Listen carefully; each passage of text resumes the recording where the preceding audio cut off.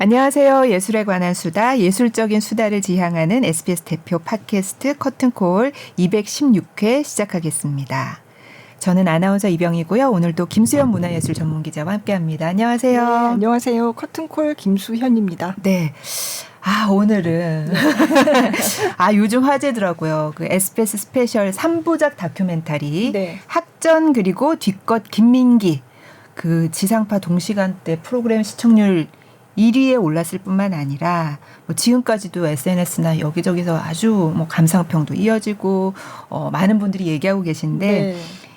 저도 지금 3부 끝내고 왔거든요. 그래요? 그래서 막 여기가 네. 뭔가 이렇게 가득 뭔가 네. 궁금한 것도 많고 그래서 이 다큐멘터리를 만든 분들을 모시고 좀 더 얘기를 많이 나눠보고 싶어가지고 오늘 모셨습니다. 네. 이동원 PD, 고혜린 PD 모셨습니다. 반갑습니다. 네. 안녕하세요.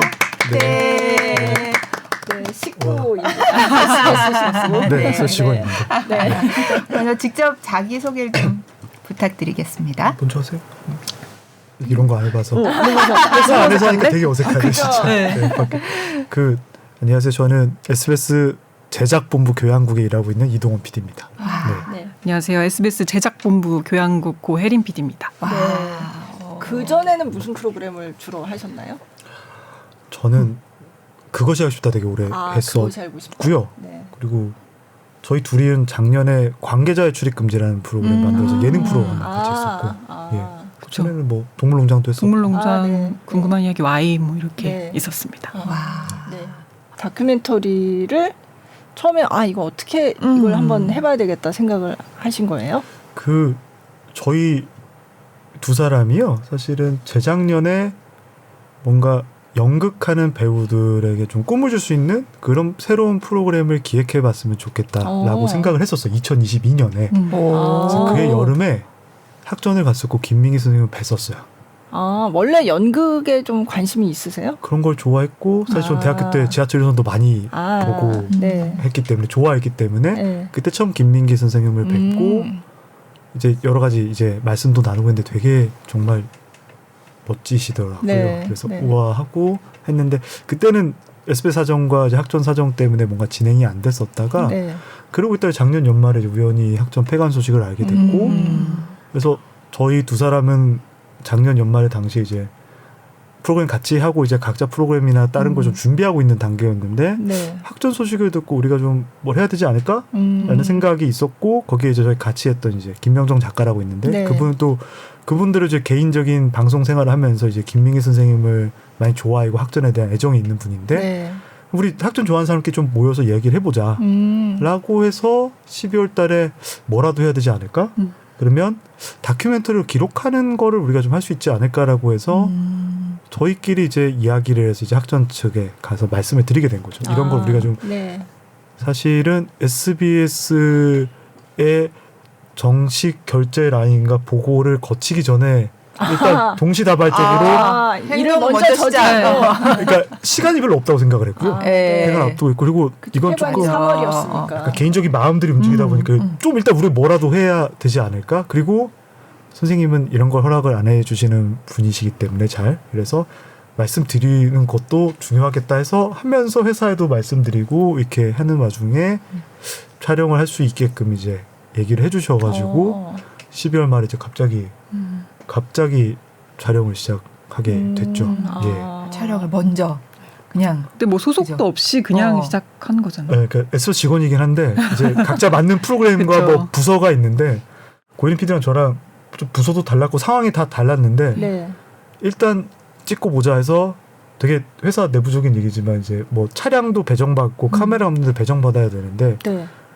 다른 프로그램들의 도움을 좀 받아서 일단은 가서 한다. 이제 보고는 드렸죠. 네. 했는데 이제 회사 내부적인 시스템상 뭐가 없으니 네. 일단은 간다. 왜냐하면 12월 31일 날 지하철 1호선이 마지막 공연이 있었고 그거를 찍어도 된다고 하셨고 네. 그 이후에 회식까지 찍어도 된다고 하셨기 때문에 일단은 가야 된다. 그래서 무작정 우르르 갔죠. 네. 준비한 것 같았지만 사실은 학전에서 잘 모시던 사실 그렇게 많이 준비 안 한 상태로 일단 가보자. 네. 그거였죠. 네. 그렇게 시작이 된 거구나. 네. 그렇게 해서 이제 방송이 지난번까지 지금 왔네요. 네. 네. 진짜 그날 빼고 실제 인터뷰 촬영 기간은 2달? 네. 그쵸.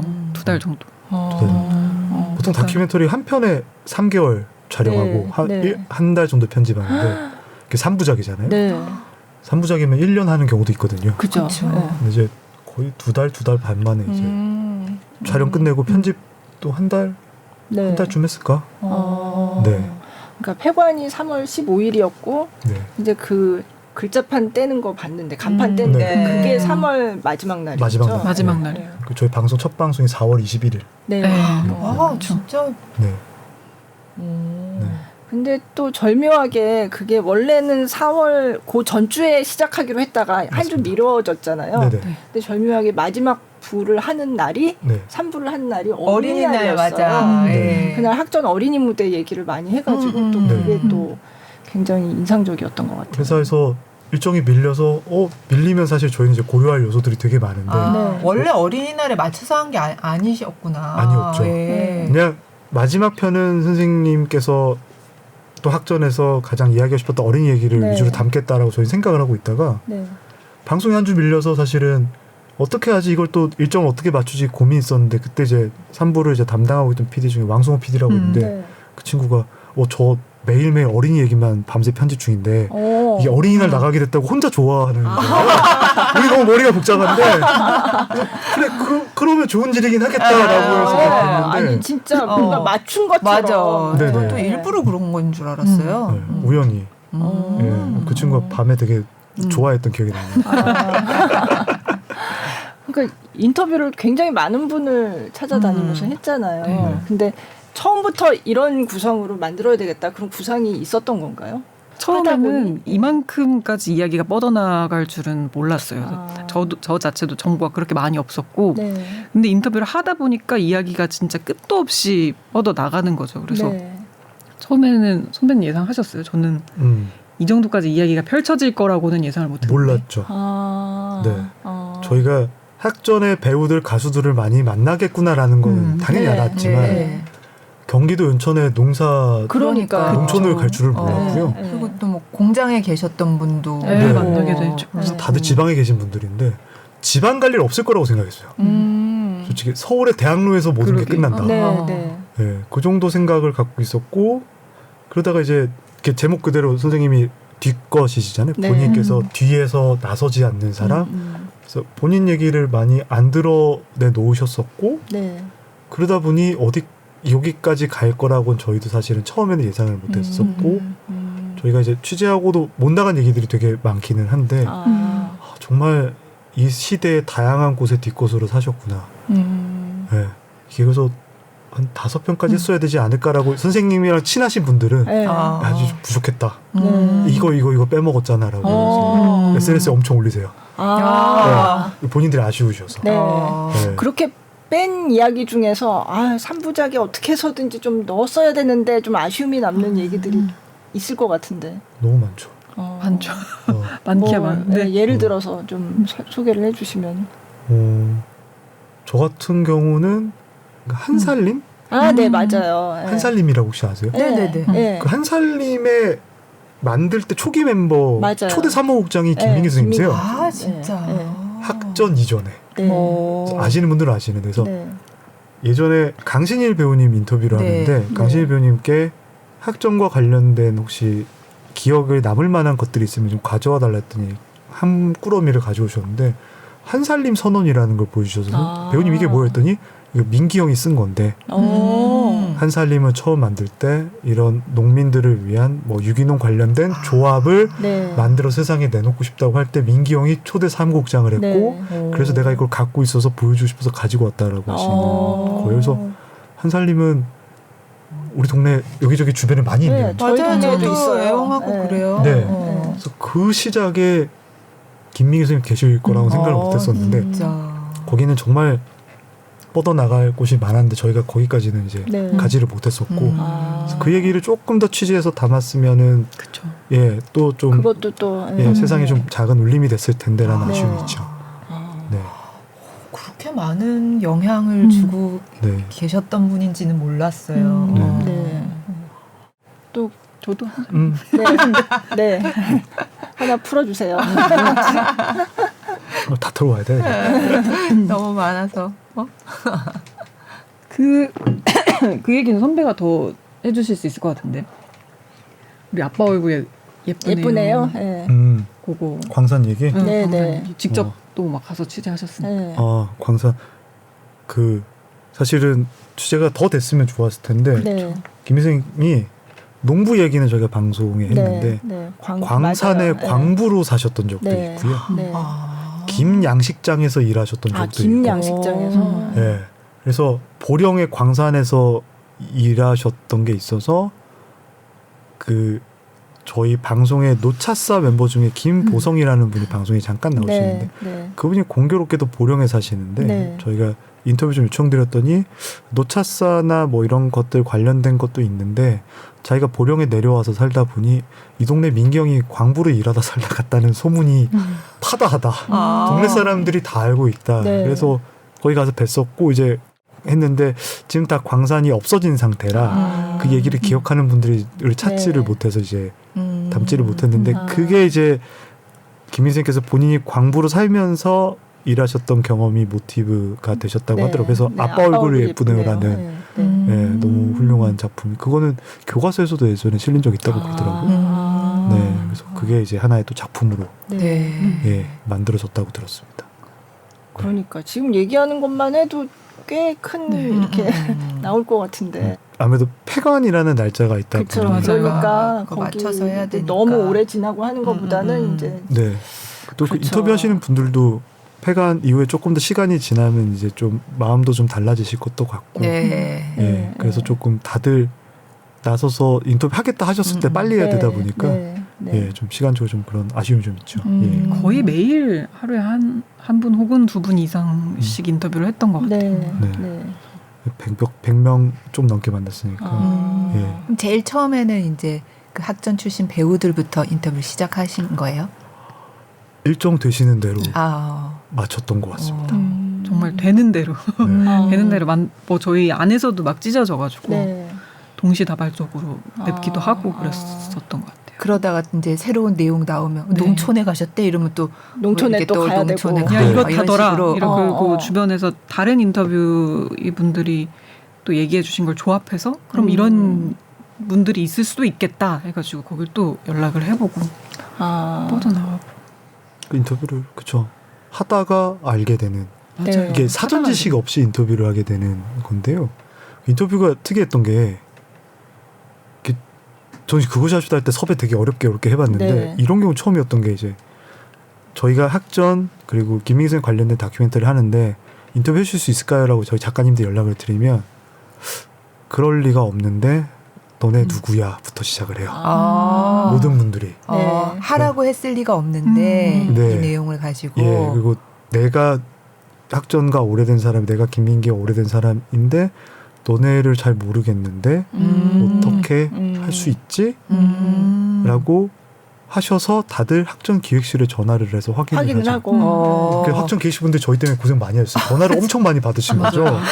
저희 네. 때문에 되게 번거로우셨을 거예요. 말씀하셨지만. 그래서 저희가 예 알겠습니다. 끊고 바로 학전에 전화해서 이런 전화가 왔는데 맞냐? 아니냐 맞냐 확인을 하시고 그래서 인터뷰로 오시면 뭐가 궁금하냐 하시면 저희 사실 잘 몰라서 그냥 듣겠습니다 했더니 나도 학전이나 김민기 선생님과 관련돼서 인터뷰를 살면서 처음 하다 보니 어디서부터 어떻게 시작해야 될지를 모르겠다. 그런 경우들이 많으셨어요. 네. 그래서 듣다 보면 갑자기 농촌이 뭐지? 그럼 또 이렇게 가게 되고. 그래서 더 시간이 오래 걸렸던 것 같아요. 인터뷰 하는데도 저희가 뭐 방향성을 갖고 접근한 게 아니었기 때문에 일단 저희랑 그냥 얘기 나눠보시죠. 들어보고 싶습니다 해서 인터뷰 시간도 얘기하다 보면 그냥 1시간, 2시간 그냥 막 지나가 있고 그렇게 하다 보니까 근데 한두 번 만난 것도 아니니까 시간이 이제 엄청나게 쌓이게 된 것 같아요. 감사했던 건 이제 본인들께서 해주고 싶은 얘기가 많으셨. 그러니까 방송에 나가든 안 나가든 이걸 알았으면 좋겠다. 방향에 참고했으면 좋겠다 하셔서 말씀 많이 주신 분도 계셨고 지금 갑자기 생각나는 건 설경구 씨 인터뷰를 하는데 바쁘시잖아요 배우분들이. 매니저가 뒤에 일정 때문에 1시간밖에 안 될 것 같다. 그래서 저희가 이제 1시간 만반의 준비를 한다고 했지만 솔직히 아는 게 없으니까 그냥 듣는 거죠. 질문 한 3-4개 하면 1시간이 흘러가는데 서경훈 씨한테 이제 끝났다고 매니저가 시간 다 예. 마무리하겠습니다 하고 슬레이트를 했어요. 하나 둘 셋 치고 20분 더 계셨나? 본인이 안 일어나시는 거예요. 아직 이 얘기도 해야 되고. 네, 잠깐만 이 얘기도 해야 되고. 근데 거의 대부분 이정훈 씨도 그렇고 장혜선 씨도 그러셨던. 황정민 씨는 오자마자 세팅했는데 앉아서 얘기를 시작을 하셨어요. 마이크 안 달았는데 일단 들어보세요. 네, 다들 자기 얘기라고 생각하시고 또 선생님 얘기라고 생각하시다 보니까 되게 막 쏟아졌죠 정보들이. 네. 여태 얘기할 기회가 없었는데 이렇게 학전 가지고 다큐멘터리를 한 게 없잖아요. 없다고 들었습니다. 그러니까 인터뷰하기 되게 어려운 분이고 안 하신다고 선배님도 그러셨는데 네네. 거기 송창식 씨도 처음부터 나와가지고 그죠? 인터뷰 예, 정말 그런 분들을 저희도 살면서 이렇게 단기간에 다 뵙게 될 줄은 몰랐었어요. 단기간에 한꺼번에. 이용준 선생님도 그렇고. 그렇죠. 네. 그러니까 그런 것들도 그분이 그 말씀하셨잖아요. 그 제대로 강연료 챙겨준 게 처음이었다. 이용준 선생님. 예. 맞습니다. 그러니까 그런 면에서도 네. 학전이 저런 곳이었구나. 네. 그거를 좀 많이 생각하게 된 것 같아요. 그 얘기를 꼭 하고 싶으셨다고 하셨고요. 그래서 그 전에는 본인 표현에 따르면 약간 무슨 보따리 장수처럼 가면 뭐 차비 조금, 식비 조금 이렇게 했는데 정확하게 정산을 해주는 게 본인 삶에서 처음이었고 배당도 주고 그랬던데요. 그 이용준 선생님도 강연 그 맞아. 숫자에 따라서 해주셨다고 들었고 그래서 본인께서 그게 되게 인상적이어서 그 얘기를 꼭 하고 싶었다. 저희 커튼콜에도 왜 이황희 씨하고 박학기 씨하고 나와서 폐관 전에 한번 이제 학전 얘기했었는데 그런 얘기 나왔었거든요. 그러니까 공연하고 나서도 그렇게 이제 정확하게 정산해가지고 다 자기 몫만큼 이렇게 분배하고 그리고 음반 제작할 때도 그랬대요. 거기 참여하는 뭐 밴드 멤버들 이런 사람들까지 다 그거를 다 계산을 해가지고 그렇게 다 나눠서 이렇게 돌아가도록 했다고. 90년도 결의 노래 공연 때도 직접 큰 전지를 놓고 표를 만드셔서 배당주를 나누셨다고 하시더라고요. 그걸 보신 분들이 있으시더라고요. 그런 얘기들도 다 얘기하면서 나왔던 얘기들이네요. 다 취재하면서 듣게 돼요. 10원 단위까지 다 철저하게 나누셨다. 들은 적은 있었지만 사실 저희 취재하면서 이황희 씨가 계약서를 가지고 있었어요. 그 촬영하다가 중간에 끊고 저희 다 같이 몰려가서 한참 봤던 것 같아요. 신기해서. 근데 그때 계약서를 가지고 있을 정도면 그게 얼마나 귀한 일이었나 싶은 거더라고요. 저도 회사 들어와서 계약서 어떻게 쓴지 기억이 안 나요. 그러니까요. 그분들이 얼마나 소중하시나. 그러니까 그거 써서 바로 은행에서 맞아요. 전세자금 대출 받으실 수 있다 이러면서 네. 연락 오고 했으니까 진짜 감명 깊은 순간이었겠죠. 그 얘기 대단하시다. 정말 느낌이 이상하더라고요. 다 90년대 얘기거든요. 그러니까요. 그냥 사실은 이제 문화부 기자시고 이러니까 이제 많이 아시지만 저만 해도 그냥 아침 이슬 뭐 그 정도 그리고 민중 가수 뭐 이런 거 정도만 알았는데 그 3부작 딱 보고 나니까 이분이 이렇게 많은 영향을 주셨구나. 정말 많은 가는 곳마다 어떤 일들을 다 더 좋은 세상이 되기 위한 어떤 그런 생각을 계속 하시면서 마지막에 또 어린이 무대까지. 맞습니다.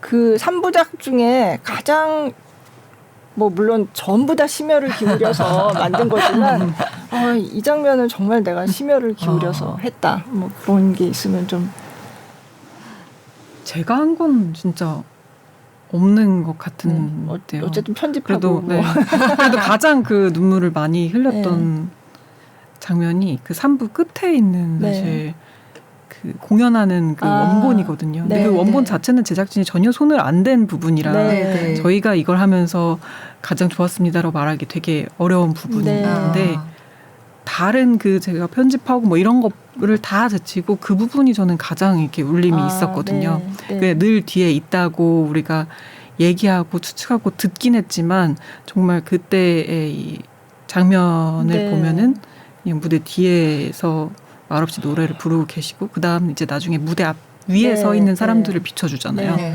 거기 그 영상과 그 시간 하나가 다 얘기해주지 않았나라는 생각을 했어요. 저는.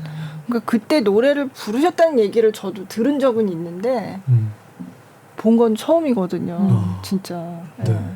그 영상을 그쵸 보신 분들 세상에 공개되지 않았던 영상이긴 하니까. 네. 그래서 저희가 인상 깊게 열심히 한 거 물어보시는데 사실 이렇게 불러주셔서 감사하고 막 이렇게 뭐 많은 분들이 봐주셔서 좋긴 한데 되게 부담스럽고 사실은 저희끼리는 조금 이걸 하고 좀 무섭달까 두렵달까라는 생각이 드는 건 이제 김희선께 혼날까봐가 아니라 이렇게 좀 열심히 살아오시고 세상의 뒷곳으로 계속 계셨던 분의 이야기와 학전 얘기를 다뤘는데 사실 뭐 다른 프로그램 같으면 저희가 열심히 치주해서 뭔가 알아내고 뭐 이런 거라고 할 텐데 이거는 아까 말씀드린 대로 학전 또는 이걸 합니다라고 말씀드렸을 때 그분들께서 진짜냐 아니냐 확인한 다음에 저희가 준비한 대로 말씀해 주시고 저희가 준비한 질문들 답해 준 게 아니라 본인들이 아는 거를 대겨분 인터뷰를 다 해주셨고 거기다가 그 학전의 기획실에서 짐 정리를 하면서 나온 수백여 권의 테이프와 자료들이 있는데 그거를 저희가 방송에 쓸 수 있게끔 도와주셨어요. 그래서 저희가 거기에 창고 정리하실 때 같이 가서 며칠 동안 있으면서 골라온 거를 쓰게 해주셨고 거기에 그런 것들을 모아서 사실은 갈무리해서 모아서 정리한 다큐의 느낌이다 보니까 사실 뭐 이렇게 칭찬해 주시면 좀 무섭고 조금 부끄럽고 좀 죄송한 마음 같은 기분이 자꾸 있어요 사실은. 거기다가 또 우리 김지현 선배님 계시지만 맞아요. 저희가 SBS 서버에 등록되지 않은 테이프 원본 상태로 존재하는 것들을 창고로 뒤져서 테이프 넘버가 140번? 150번까지 나왔는데 거기에 상당 부분이 취재 기자 김수현이 그러니까 목소리가 많이 나오시더라고요. 계속 나왔어요. 계속 듣고 있는데. 네, 계속 나왔어요. 저건 좀 저기 더 목소리가 어리시다. 막 이러면서 계속 듣고. 그러니까 제가 지하철 1호선의 그 전성기 때 제가 취재를 많이 해서 그런 것 같아요. 해외 공연 나갈 때 뭐 이럴 때 하고 뭐 오디션 할 때도 가서 했었고 아마 그래서 저도 보면서 이거 그때 내가 가서 취재했던 때 찍은 것 같다라고 하면서 봤어요. 근데 계속 나오시거든요. 계속 방송에 얼마 없지만 원본은 되게 그래서 저는 너무 익숙했어요. 너무 자료화면에서 너무 많이 뵀어서 처음 만났는데 그래서 내적 친밀감이 굉장히 높아가지고 그렇게 만들어진 거라 저희는 인터뷰 세팅하고 인터뷰했고 학전에 그 귀한 자료도 선생님 마지막 노래 부르는 것도 학전에서 주신 자료거든요. 선생님께서 결의 노래한 공연에 총감독을 하셨고 그때 이제 갖고 계셨던 누군가 찍어놓은 자료 이제 선배님 취재를 몇십 년 동안 하시면서 해놓은 것들 요거 사실 퍼즐 맞추기였어요. 퍼즐 맞추기만 했는데 세 편이 나와서 더 신기하긴 했죠. 그래도 아직 못다한 얘기들이 있고. 그러니까요. 그렇습니다. 약간 저는 3월 30일 그때 그 글자판 떼고 할 때는 제가 없었는데 그 학전 어게인 공연하고 이제 폐관 전날 그날 밤에는 제가 거기 있었거든요. 근데 진짜 만감이 교차하는 약간 그때 박학기 씨가 그랬거든요. 여기서 젊은 날의 박학기를 계속 만난다 학전에 와서 그 얘기를 했었는데 저도 그렇더라고요. 저도 그 문화부에 처음 가서 대학로에서 제일 먼저 봤던 공연이 학전에 가서 본 공연이었어요. 아마 제 기억에는 그게 의형제였던 것 같은데 거기 황정민 씨가 나왔던 거 확실히 기억하고 그래서 뭐 그 이후로 장현성 씨 뭐 이런 분들 맞습니다. 다 그때 봤거든요. 거기 배혜선 씨도 있었고 맞아요. 배혜선 씨도 있었고 그래서 그때부터 시작해서 이제 제가 계속 문화부에 있지는 않았고 좀 왔다 갔다 들락날락 했는데 그래도 무슨 1,000몇백 회 공연 뭐 3,000회 공연 특히 3,000회 공연 때 그럴 때 제가 있었기 때문에 그리고 중간에 그린 극장이 원래 2개였다가 중간에 또 폐관을 했거든요. 근데 그때는 제가 문화부 있을 때는 아니었는데 폐관한다고 하니까 그때는 블루가 남아 있는데도 불구하고 또 괜히 저도 이제 하나 없어진다니까. 그래서 거기를 갔었던 기억이 나는데 그때 사실 그때도 배우들이 다 모였었어요. 삼천회 때도 물론이고 그래서 사실은 저는 거기 나왔던 그런 그 지하철 1호선 맨 마지막 공연 작년 12월 31일에 그 장면이 저 그전에도 봤던 그런 막 이렇게 모여가지고 모습이. 하는 모습이 그래서 옛날 생각도 나고 참 각종인들 다 모이시는 그런 큰 네. 행사에 네. 계속 계셨네요. 계속은 아니고 네. 그중에 몇 번. 네. 네. 그래서 그 노래도 사실 그렇게 제가 딱 그 학전 그린 닫을 때도 그 노래 했던 기억이 나거든요. 어느 노래? 노래 있잖아요. 지하철 지하철 1호선에 1호선. 같이 합창하는 뭐, 뭐, 앞, 예. 뭐 오른쪽으로 1호선만 네. 좌측 동행 네. 뭐 코랄. 있잖아요. 예, 예. 그것도 그거 한번 화면 네. 보면 아, 좋을 것 지금 같아요. 제목이 노래 제목이 뭐지? 코랄인데 그 코랄 자체가 약간 아카펠라라는 그죠, 의미를 아카펠라예요. 담았다고 제가. 예, 그러니까 뮤지컬 아카펠라예요. 지하철 1호선의 노래 제목은 1호선. 네. 아, 맞아, 맞아. 1호선. 네. 1호선은 좌측 통행, 2, 3, 4 그게 계속 2, 3, 4, 5, 6, 7, 8 우측 통행 이렇게. 네. 네. 근데 아마 처음에 했을 때는 2, 3, 4, 5, 6, 7, 8이 다 있지는 않았을 거예요. 하나씩 늘어났을 계속 거예요. 늘어났어요. 과거 버전 네. 영상을 보면 맞아요. 2, 3, 4, 5선까지인가? 네. 그랬던 것 같아요. 5호선까지. 네. 네. 그러니까 네. 그게 계속 하다가 늘어난 또- 거예요. 네. 9호선까지 반영 안 하셔가지고. 네, 그럼 그 네. 영상을 한번 보겠습니다. 네. 이들은 지하철 1호선과 젊은 날을 함께했다.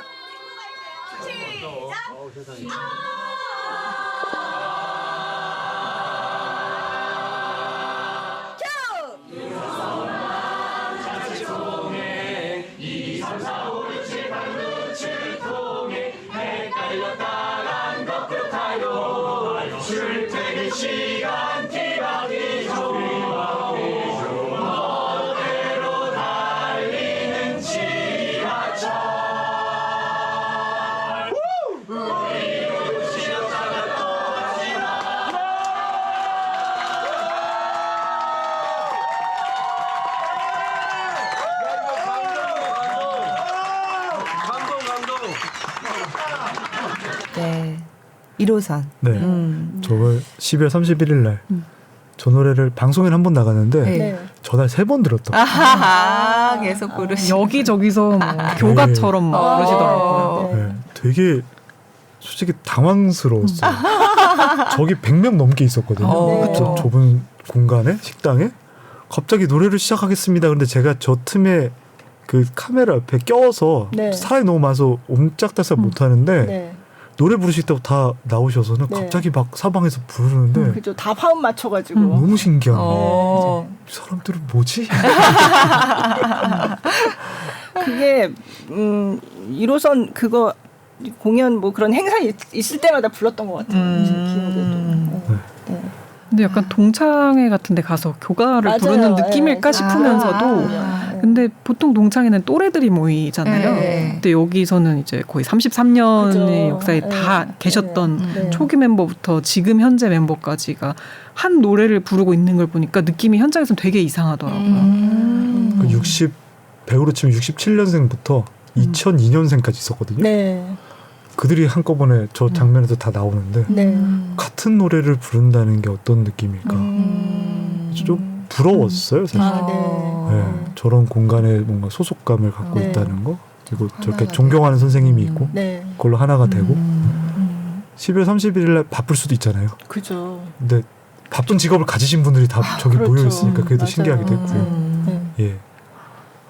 그리고 또 저 노래 부르실 때 그 표정들을 다 보면 정말 다 에너지가 있으세요. 맞아요. 네. 그냥 막 이게 누가 부르자 해서 뭐 시켜서 부르는 노래 안 같고 다들 이제 나이와 연차와 상관없이 막 눈은 엄청 초롱초롱하게 반짝반짝하게 네. 그렇게 해서 그래서 저는 저거 보면서 에너지를 저도 느끼거든요. 아, 네. 그래서 인상 깊었어요. 현장에서도 진짜 음.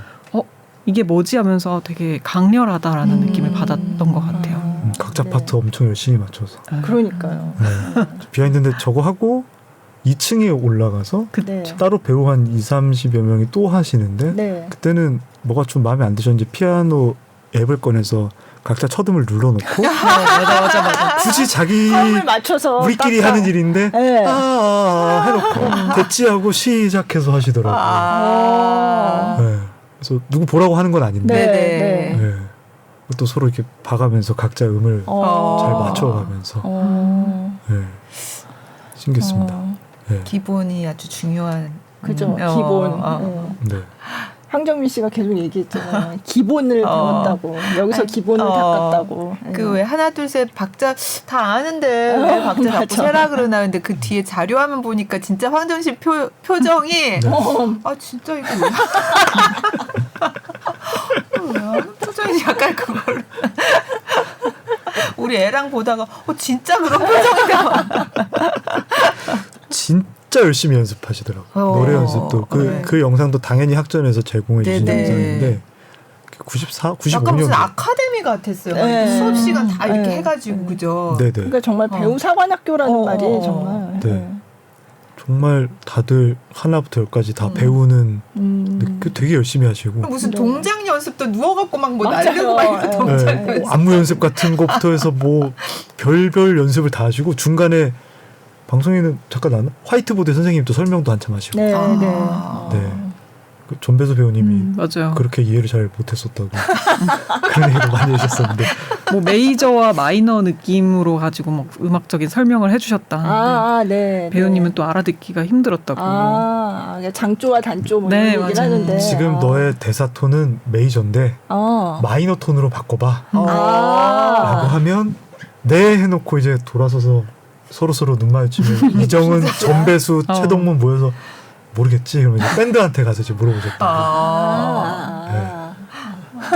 선생님께서 워낙 또 음악을 그죠. 많이 하셨던 분이시다 네. 보니까 네. 이제 설명을 또 해주시면 그 뭐 어차피 뒷얘기하는 거 황정민 배우님이 그 얘기도 하셨어요. 그 딕션을 선생님께서 발음을 중요시하다 보니까 이제 방송용 배혜선 배우님도 설명하는데 이렇게 말을 곱씹어서 3주간 맞아요. 연습한 다음에 노래를 부르게 한다. 네. 그래서 황정민 배우님과 그때 당시 배우들끼리 선생님은 얼마나 딕션이 훌륭하시길래 우리에게 이렇게,까지 하시나가 궁금하셨대요. 그래서 1집부터 4집까지 다 들었는데 너무나 딕션이 정확하셔서 아무 말도 못했었다. 네.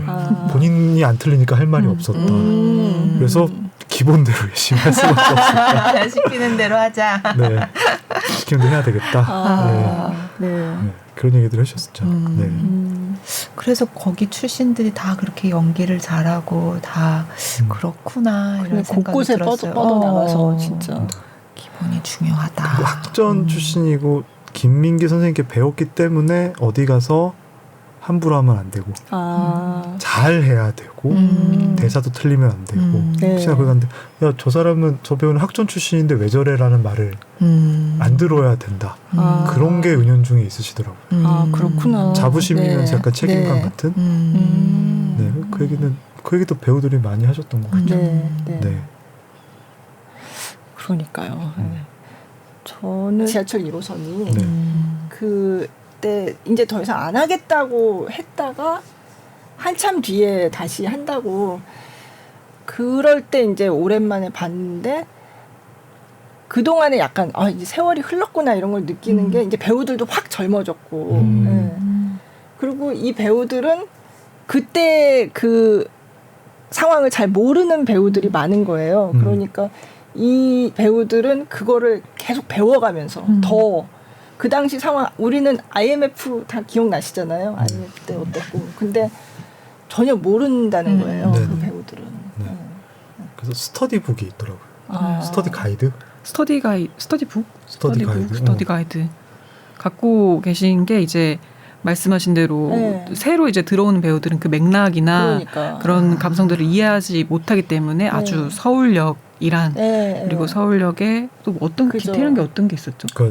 아주 단어 하나하나까지도 뭐 이런 데가 지금은 완전 다 바뀌었지만 옛날은 그런 모습이 아니잖아요. 그러니까 그런 것도 아마 2002년생 배우가 98년도를 배경으로 한 뮤지컬을 연기해야 되다 보니 스터디 가이드 그건 김대명 씨도 보여주긴 했는데 그렇죠, 보여주셨죠. 다들 갖고 있는데 나무위키 같은 건데요. 펼치면 IMF란 무엇인가 설명. 그죠. 서울역에 당시 노숙하셨던 분들은 어떤 모습이었나. 그걸 다 공부를 하게끔 배역에서 그 연변에서 온 여성분이 어떤 사기를 당했다. 당시 연변은 어떤 곳이었나. 연변 사람들은 어떤 사람. 그걸 이만큼 되는 이제 스프링으로 된 이제 페이퍼인데 그걸 이제 처음에 대본 전에 공부를 한다 그러더라고요. 아. 그 공부를 한 다음에 대본을 봐야 배역을 이해할 수 있다. 그렇겠죠. 예. 그래서 배우분들이 지금도 다른 현장에서도 무슨 배역을 받으면 그렇게 공부를 하셔야 된다고. 네, 그게 습관이 되다 보니까. 네. 그래서 아나운서 역할이다 그러면 몇 년도에 아나운서는 어떤 사람이고 뭐였는지 자료를 다 찾아서 공부를 한 다음에 대본을 보고 대사를 익히는 게 이제 학전 출신 분들의 이제 약간 습관 같은. 그렇구나. 네. 네.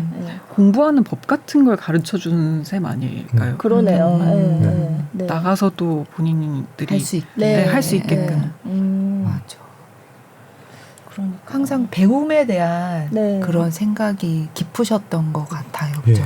뭐 야학도 그렇고 아이들에 대해서도 그렇고. 아 맞아요. 야학 얘기 나오는 그 어. 부분도 굉장히 네네. 맞습니다. 그것도 신정 야학이라고 해서 네. 지금 SBS 그러니까 이 동네잖아요. 본사가 있는 요 동네잖아요. 그죠? 그렇죠. 네. 깜짝 놀랐다니까요. 사진 네. 보고. 저희의 출근길에 판자촌이 있었던 거죠. 그러니까요. 네. 네.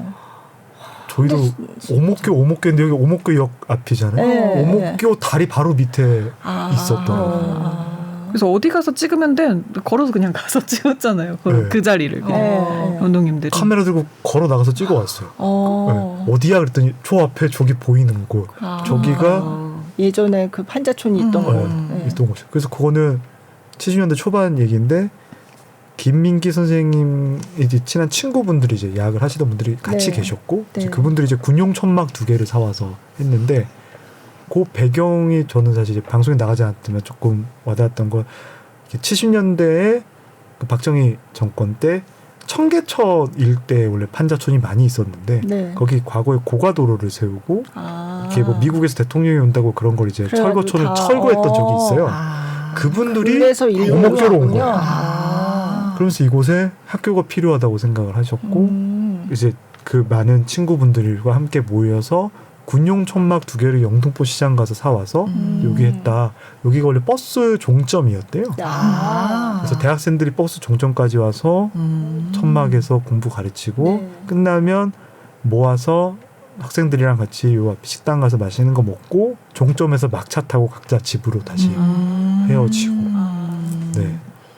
그래서 그게 지금 이 목동이 얼마나 땅값이 비싼 곳입니까? 아, 그러니까. 진짜. 거기 판자촌이 네. 수천 세대가 살았다고 그러더라고요. 네. 네. 인상적이었던 게 친구들이 다 음악을 가르칠 줄 맞아, 알았다고. 맞아. 근데 미술. 네. 근데 미술을. 그래서 거기서 배우셨던 분도 나오잖아요. 네네. 그러니까. 장남주 씨. 네. 네.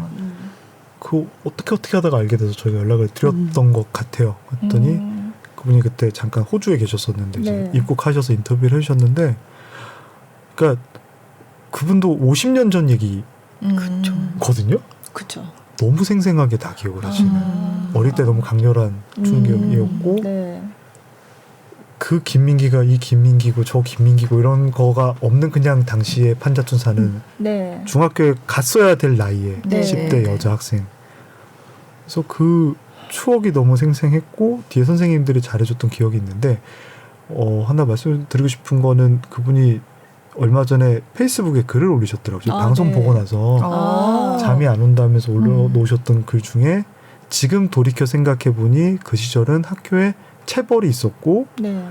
돈을 제대로 못 내면 이제 뭔가 비난하거나 대해주지 네, 않는 네. 선생님이 네, 있던 네. 그런 시대에 우리는 모두가 평등하게 요즘 말로 하면 인권을 다 챙겨주면서 공부를 시켜주는 친절한 선생님들이 있었고 때리지도 않고 세상에 어떻게 살아야 되는지 가르쳐준 선생님이 있었고 김민기 선생님을 비롯해서 돌아서 보니 그 선생님들이 나중에 사회적으로 여러 가지 일들을 하신 분들인데 그런 훌륭한 분들께 배울 수 있었다는 게 엄청 큰 행운이었겠다. 그리고 그분들이 여전히 모여서 교류를 많이 하시고 있고 그래서 그렇게 좀 삶에 많은 조언을 얻고 의지가 되는 많은 선생님들이 생겼다는 거 김민기뿐만 아니라 그런 게 우리에게 되게 행운인 것 같다.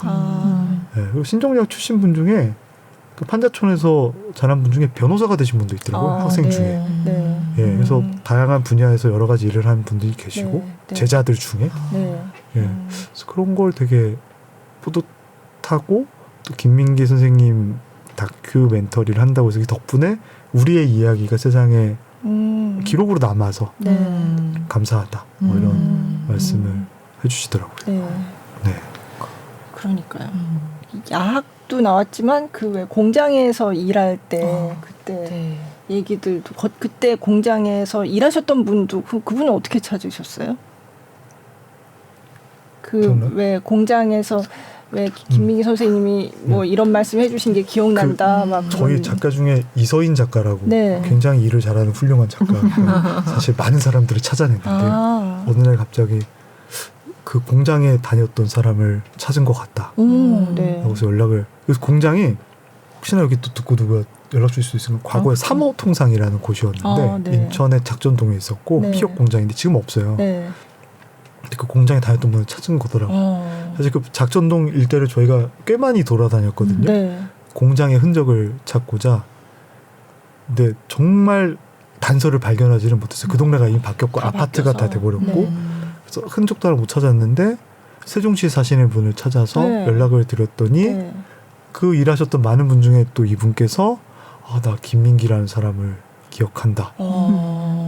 뭔가 누가 봐도 이런 데서 일할 법한 사람이 아닌 그분을 10대 노동자의 당시 시선으로 봤을 때 네. 되게 깔끔하고 멋있어 보이는데 나한테 인사도 해주는 친절한 똑똑할 것 같은 멋진 형이었던 거죠. 네. 한 10살 정도 차이가 네. 나는. 네. 너무 생생하게 기억을 하고 계셔서 인터뷰로 부탁을 네. 드려서 이제 지방을 가서 이제 또 어렵게 시간을 내주셔가지고 네. 했는데 신기했어요. 그런 얘기를 듣는 게 그러니까. 77년, 78년 얘기거든요. 네, 너무 생생하게 다 기억을 네. 하시더라고요. 네. 그때 뭐라고 했죠? 그 세상을 느끼는 세상을 살아. 계산적으로 계산적으로 살지 살지 말고. 예, 네. 느끼는 대로 살아. 네, 느끼는 대로. 네. 약간 가훈처럼 네. 갖고 계시는 꿈은 또 얻는 게 아니라 만들어가는 거. 만들어가는 거다. 네. 그래서 그런 얘기를 신기했죠. 네. 예. 어떻게 그러니까 아침에서 김민기와 학전의 김민기와 공장의 김민기가 같은 사람일 수 있게 건가? 네. 예. 그런 거 말씀드리면서 사실 좀 몇 번 여쭤봤던 것 같아요. 이분이 맞으세요? 확실하세요? 그래서 제가 좀 신뢰되는 줄 알면서 확실하게 여쭤봤었어요. 그랬더니 그걸 모르겠냐고. 네. 네. 예. 내 어릴 때 우상 같은 분인데 그걸 모르겠냐. 그러니까 그 잠깐의 쉬는 그 점심 시간에 노래 불러주시고 네네. 그랬다고 했잖아요. 네네. 그러니까 얼마나 그 시간이 되게 그분들한테는 그렇죠.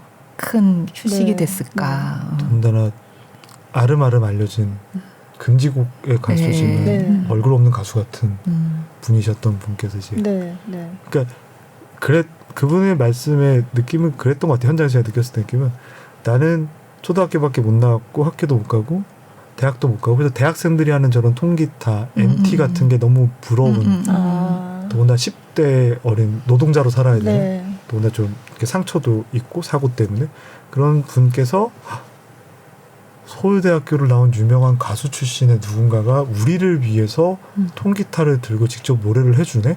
노래를 잘하고 못하고를 떠나서 그 순간 자체가 본인에게 굉장히 큰 누군가가 내 삶을 위로해주고 용기를 주는가가 이제 사시면서 큰 힘이 되셨던 것 같아요. 그러니까 그 한마디 한마디 다 기억하시는 것 같고 그렇게 얘기하시더라고요. 진짜 힘들어서 밥 먹고 아무데나 바닥에 그냥 박스 같은 거 깔아놓고 자야 된다고 그죠. 낮잠 자기 바쁜데 네. 그걸 가서 하는 것도 본인에겐 그러니까 잠보다 더 소중한 힘이 되는 시간이었던 네. 거죠. 네. 네. 그리고 거기서도 또 공부를 가르치셨잖아요. 네. 맞다. 그 새벽에 네. 이제 조학이라고. 네. 야학이 아닌 또 조학. 네. 아침에 예전에 선생님 어느 인터뷰 보니까 그 공장에 있는 분들이 글자도 알아야 되고 어느 정도 영문으로 된 뭐 모델명 같은 것도 네. 알아야 되는데 네. 너무 모르니 노동자들을 모아서 새벽에 출근 전에 공부를 네. 했다. 네. 그래서 그것도 쉽지 않은 피곤하잖아요. 네. 또 굳이 그걸 또 하시는 게 어떻게 보면 굳이 안 해도 되는 일들이 많았던 것 같은데 네. 그런 선택들을 다 해오시지 않았나 싶어요. 거기에 더 놀랬던 건 그때 당시 김민기 선생님이 20대였다는 거죠. 네. 20대의 남성이 그러니까 음악가가 공장에 가서 그런 일을 당시 했다는 게 어떤 거였을까? 저희는 가늠이 잘 안 되지만 신기하고 놀랍고 네. 진짠가 이런 생각을 많이 했던 것 같습니다. 공장의 불빛이 그런 경험이 바탕이 돼서 이제 이런 걸 좀 해봐야 되겠다 해서 나왔던 작품인데 네. 네. 그것도 뭐 책이나 이런 거에서 좀 보긴 했었는데 그걸 이렇게 막 증언을 송창식 씨가 나와서 막 얘기해주고 하니까 진짜 되게 무서웠겠다라는 생각이 예. 그러니까요. 가늠이 잘 안 되죠. 네. 그것이 아쉽다 할 때 의문사 당하신 분들의 아이템 같은 것들 많이 봤었거든요. 네. 뭐 열사가 되신 분 네. 하고 네. 되게 무서웠겠다 생각을 많이 했는데 이 얘기가 제일 무서웠던 것 같아요. 공장 옆에 노래를 만들었다는. 그러니까요. 네. 네. 그게 송창식 씨 연습실에서 하고 네네 하고 거기 나온 최희환 선생님 집에서 네. 포장을 다 해서 네, 전국으로 보냈다. 그러니까 가시는 곳마다 다 이렇게 누군가가 쫓아다니는 사람이 있고 이러셨다고 했는데 네.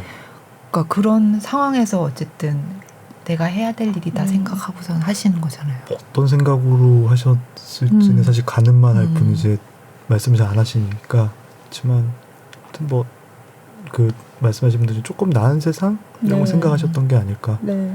그러니까 뒷것을 하셔서 더 잘하시겠지만 말씀 잘 안 하시잖아요.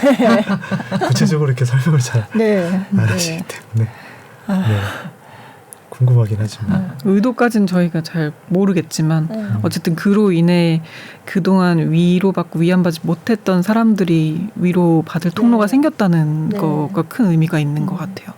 네. 그전에는 이제 여성 공장 노동자가 자신의 이야기를 해준다고 해서 공감받는 뭐 음악이나 아니면 다른 콘텐츠가 있었던 시절이 아니었기 때문에 그냥 저도 막연히 그냥 상상해 보자면 그들에겐 이게 되게 큰 거였겠다라는 생각이 들더라고요. 그 시절에. 그 시절에는 사실 여성들끼리 여성 노동조합 같은 걸 만든다고 했을 때 기존에 있던 남성들의 노동조합이 다 노동자의 불법이던 시절이지만 여성 노동자들이 노동조합 만든다고 해서 남성 노동자들이 오히려 반대하고 탄압하는 게 있었던 그런 시절에 여성 노동자 이야기를 노래 굿 뮤지컬 형태로 만든다는 것 자체가 굉장히 많이 앞서간 발상이었겠고 누구의 지시를 못 받을 수도 있을 법한 상황이었을 거라 생각도 하셨을 거라고 보는데 그게 되게 신기했던 그래서 뭐랄까 좀 그 많은 분들이 얘기해 주는 것처럼 문통권도 아니고 본인이 투쟁하신 것도 아니지만 이런 게 전 잘 모르지만 그런 예술의 힘인가 보다. 사람들을 위로하고 용기를 주고 예, 그래서 더 좀 저희도 많이 배우고 예, 그랬던 것 같습니다. 그 어린이 무대 그것도 보니까 교과서를 다 읽어가지고 준비를 하셨다고. 그랬다고 그러더라고요. 그렇죠. 교과서, 뭐 각종 동화책 이런 걸 많이 참고를 하셨던 것 같아요. 네. 그리고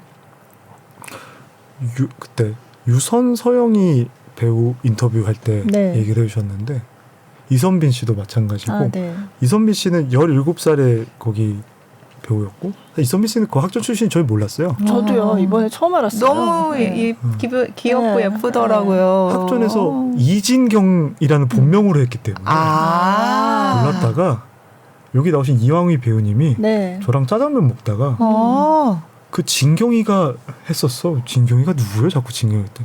그 있잖아 이선빈이라고.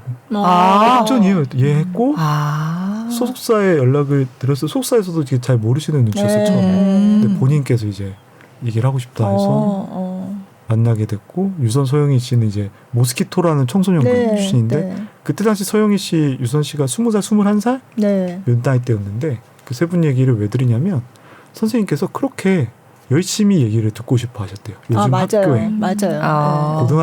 고등학생들은 뭐하니? 중학생들은 뭐하니? 너는 뭐하고 노니? 계속 수다를 떨면서 정보를 이제 아이들의 정보를 얻고 싶대. 그래서 서영희 씨는 수다 떠는 거밖에 기억을 안 난다. 제자랑 선생님이 너무 좋아했고 옆에 근엄한 장현성, 황정민 이런 배우들은 이미 몇 년 해서 네. 그러니까 선생님 약간 이렇게 되는데 자기만 이렇게 했는데 선생님이 그 얘기를 듣고 그거를 반영을 하신 하고 거죠. 싶어 하셨다. 네. 네, 그래서 대사를 맞춰가고 싶어 하셨고 네. 그 시대에 맞는 단어들 네네. 어린이들, 청소년들이 공감할 수 있는 단어를 쓰고 싶어 하셨다 그러더라고요. 네. 그것도 되게 대단하신 네, 것 네. 같아요. 모스키토가 되게 오래된 작품이에요. 네. 99년, 2000년에 네. 시작한. 네. 네. 네. 그 어린이 무대는 이제 본격적으로 시작한 거 2004년. 2004년. 네. 그러니까 지하철 1호선을 접고 나서 네. 한동안 안 했을 때. 야, 그때 그때. 네. 맞습니다. 네. 그게 저도 고추장 떡볶이 저희도 최근에 봤지만 네. 되게 어렵게 티켓 구해가지고 봤거든요. 네. 매진이라서 너무 재밌게 네. 네, 노래 부르면서 재밌게 봤던. 재밌고 저는 그 지점이 놀랐어요. 그러니까 특정 부분에 아이들이 되게 웃는 포인트가 있거든요. 네. 근데 저는 안 웃긴데 네. 애들은 이게 웃기는구나. 네. 애들은 이런 걸 좋아하네라고 그 현장에서 느꼈는데 그럼 그걸 파악하고 이제 대본에 네. 옮기신 네. 거잖아요. 그래서 그러면 아이들과 이런 공감대를 같이 느끼기까지 꽤 많은 노력이 그렇죠. 필요했겠구나라는 네. 생각이 들더라고요. 네. 그러니까요. 회사 일하면서 10살만 차이는 후배랑도 대화가 잘 안 통하고 70이 넘은 연출가께서 아이들을 웃기실 수 있다는 건 진짜 엄청난 능력이신 거죠. 웃긴다는 거는 네. 진짜 공감이 돼야 웃는 거잖아요. 맞습니다. 저는 어린이 무대 그 이황희 씨가 나오고 했던 초창기에 그 우리는 친구다. 저희 애들 어릴 때 데리고 가서 봤고 저는 사실 그걸 초연할 때는 저 혼자 가서 봤던가 큰애만 데리고 가서 봤는데 두 번째 할 때는 이제 둘째까지 같이 갔거든요. 이제 볼 수 있는 나이가 돼서. 근데 거기 보면 너무 현실적인 거예요. 제가 그때 이게 좀 다르구나. 사실 어린이 공연 뭔가 환상적인 꿈과 환상의 세계, 뭐 판타지 뭐 이런 거 되게 많잖아요. 근데 너무 현실적이에요. 그냥 우리 주변에서 볼 수 있는 아이, 어른, 그리고 다 뭔가 이제 거기 나오는 어른들 이게 모습을 보면 꼭 저 같은 거예요. 그거 보면은 거기 슬기 뭐 이름이 뭉치 맞아요. 아빠 뭐 슬기 엄마 뭐 그랬던 것 같은데 그 엄마가 너무 바쁜 거예요. 막 일하고 막 치여가지고 바쁘고 막 그러니까 애들을 다 사랑하지만 이제 애들이 원하는 그 우리 부모님은 이랬으면 좋겠다 이런 거랑 다 이렇게 어긋나는 그런 지점들이 있잖아요. 근데 그걸 보다 보면 약간 저도 이거 내가 좀 뜨끔하네. 약간 거기서 전 지금도 생각나는데 그 애들이 막 자기들끼리 얘기하면서 우리 엄마는 뭐 우리가 얘기하는 걸 잘 안 들어 이런 얘기를 한 대사를 딱 하는데 우리 큰애가 우리 엄마도 그래. 우리 엄마도 그런데. 그래가지고 약간 뜨끔. 그러니까 굉장히 현실적이면서 공감할 수 있는 얘기들이었어요. 네. 그래서 그게 굉장히 좋았거든요. 그러니까 아이들도 굉장히 뭐라 그러죠? 내 얘기 같다. 이게 동떨어진 어디 다른 나라의 환상적인 뭐 요정 나오고 뭐 그런 얘기도 재밌지만 정말 내 얘기 같다. 내 친구들 얘기 같다. 그렇게 느끼더라고요. 6세 이상의 누구나 그러니까 누구나. 네. 저도 남동생이랑 같이 봤는데 나이 차이가 좀 있어요. 네. 근데 그 전에도 공연을 꽤 많이 보여주긴 했었는데 네. 그 전에는 어땠어? 재밌었어. 잘 봤어. 이렇게 했는데 이번에 고추장 떡볶이 보고 나서는 한 달 내내 얘기를 했어요. 나도 할 수 있어. 뭐 이렇게 얘기하고 엄마한테 잔소리 들었던 게 자기가 뭔가 속이 시원한가 봐요. 그걸 보고 나서 내가 엄마한테 화나고 약간 짜증났던 부분이 이거구나 애가 느꼈는지 네. 그다음에 엄마가 뭐라 하면 엄마 나도 비룡이처럼 할 수 있어. 뭐 이런 얘기를 하더라고요. 그래서 이게 그냥 단순히 애들한테 좋은 콘텐츠를 보여준다는 게 어른의 시선에서만 그런 게 아니라 애들도 어린이들도 이걸 필요로 하는구나. 진짜 공감을 얻는구나. 그래서 저도 사실 이번에 좀 와닿았어요. 그게. 그전에는 그냥 재밌는 거 보여주면 좋아하겠지 이거였는데 애들도 이 공감을 얻는 거에 대해서 굉장히 큰 반응이 오는구나. 이런 걸 느꼈던 것 같아요. 그렇죠.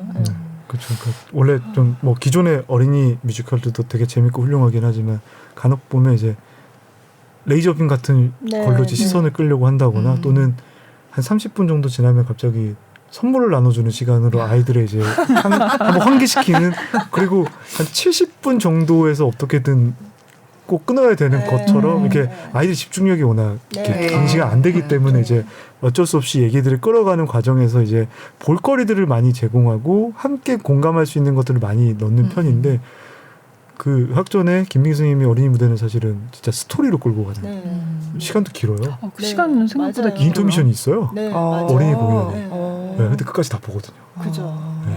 그게 되게 대단한. 네. 네. 재밌어요. 네. 근데 참 적자를 면하기 어려웠죠. 계속 그동안은. 네.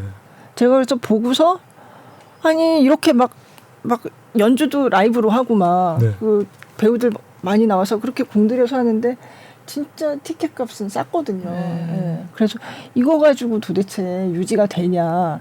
그러면 학전 식구들은 힘들다고 하죠. 예. 그리고 또 제가 안타까웠던 거는 우리 그 어린이 공연 문화가 정말 아주 어린, 그러니까 유치원 정도 되는 친구들이 볼 만한 공연들은 꽤 있어요. 초등학교 올라가고 나서 뭐 정말 저학년 때는 그래도 모르겠는데 조금 올라가면 진짜 다들 너무 바빠서 그런 공연을 볼 시간이 없거든요. 그래서 대학로에서 어린이 공연을 해도 정작 어린이들이 바빠서 못 오는 상황인 거예요. 네. 그래서 그게 굉장히 저도 그때 취재하면서도 제가 그래서 몇 번 뭐 칼럼 같은 것도 쓰고 했는데 네. 그게 너무 안타까웠고 그러니까 어린이 공연 하는 게 너무 힘든 거죠. 네. 그러니까 어린이 달 5월 이럴 때 좀 반짝하고 근데 이 학전 어린이 무대는 굉장히 꾸준히 계속 했단 말이에요. 새로운 작품도 이렇게 순차적으로 내놓고 그래서 제가 저거 정말 쉬운 일이 아닌데 진짜. 그리고 아마 제가 알기로는 이제 막 이렇게 찾아가는 공연 이런 것도 많이 하시고 예. 지방에도 같이 네. 찾아가는 공연도 많이 하셨던 걸로 알고 네. 있습니다. 예. 또 생각나는 거는 그 지하철 1호선 2700회 공연할 때인가 그게 2005년인데 그때 수어통역 공연을 처음 했어요. 네.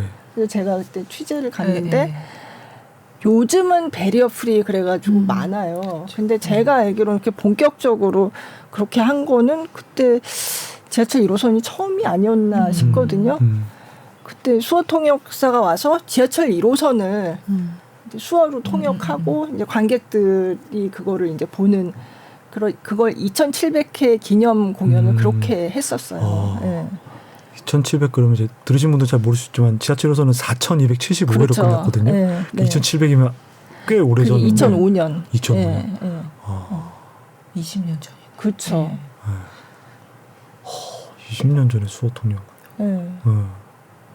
정말 없었겠는데 그때. 주말에 한 달에 몇 번 적하면 주말에 영어 자막 나올 때 있고 네. 1어 자막 나올 때 맞아요. 있고. 네. 외국어 네. 자막하는 날 있다고 그때 네. 그랬었어요. 네. 그러니까 지하철 1호선은 그래도 좀 돈을 벌었죠. 그 전성기 때 그 장현성 씨가 그랬나요? 그때 전성기였다고. 네. 그때가. 네. 네. 네. 장현성 배우님 말씀 나와서 말인데 저희 네. 나레이션을 그죠. 도와주셨는데 좀 많이 좀 우셨어요. 힘들어서. 네. 그래서 녹음하면 사실 녹음 부스 안에 안 보이잖아요. 저희 네. TV가. 그래서 이제 녹음하시는데 아무도 나레이션 소리가 안 나는 거예요. 안에 무슨 일을 봤더니 이제 저희는 잘 몰랐는데 중간중간에 OST 곡들을 저희가 이제 배경음악으로 썼는데 네. 본인이 부르신 노래들이 있었던 거죠. 본인의 이제 청춘과 여러 가지 기억들이 생각나시면서 네. 이제 저희가 이제 제작하는 과정에서 저희 제작진 외에 편집본을 보는 첫 번째 사람. 그쵸, 그게 첫 번째죠. 네, 이신데 이제 사실은 거의 내부 관계자시니까 네. 저희보다 더 정보가 많으실 수도 있고 네. 여러 가지가 있는데 그냥 만들 고생해줘서 고맙다고 얘기를 해주시는데 저희도 좀 많이 울컥하더라고요. 네. 네. 네, 특히 뭐 보시면서 이렇게 선배님 장현선 이번 주는 뭐 농촌에 일하신 분들 얘기도 있고 어디 연천 어떻게 아세요? 우리는 알지. 네, 우리는 알지. 이러면서 다. 그렇죠. 네. 네. 그런 것도 있었죠. 예. 좀 밝게 얘기하지만 좀 이게 좀 마음이 좀 그랬던 과정이었어서 저희도 예.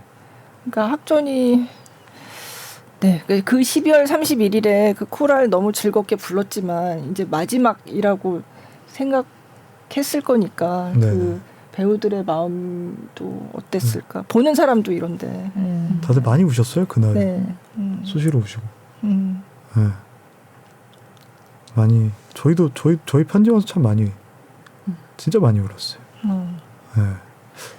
왜 우는지 모르겠지만 네. 그리고 그런 것도 있었죠. 저희 31일 때는 정말 아무런 이 배우분이 뭐 어떤 작품을 하셨고 이런 정보가 없는 상태에서 많은 분들을 이제 한 장소에서 뵀던 거고 이제 나중에 조금씩 인터뷰를 하다 보니까 이제 팬분들이 한두씩 보이는 거죠. 그 장소에서. 그래서 그 이제 스토리를 알고 나중에 그 장면을 다시 보니까 이분들의 시간이 이렇게 귀한 시간들이 여기 담겨 있는 거구나 하고 좀 다르게 보이더라고요. 그때.